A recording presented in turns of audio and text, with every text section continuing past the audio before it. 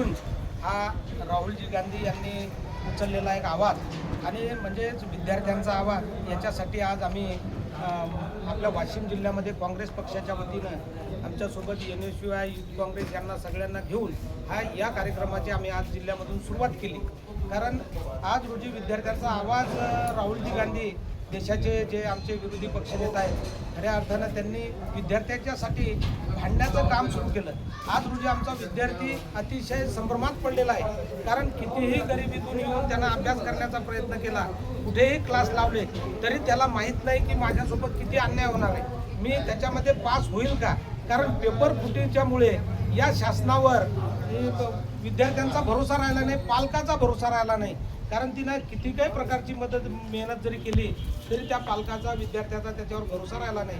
आज रोजी MPSC सारख्या परीक्षा ऑफलाईन घेण्याच्या ऐवजी त्यांनी ऑनलाईन घेण्याचा जे काही घाट घातला याचाच अर्थ त्याच्यामध्ये सुद्धा गोंधळ होणार आहे आणि आमच्या सर्वसाधारण विद्यार्थी त्याच्यामध्ये लागणार नाही। मग तलाठी भरती असेल, कोणती पोलीस भरती असेल, या ठिकाणी कितीही अभ्यास केला तरी सर्वसाधारण मुलं लागणार नाही।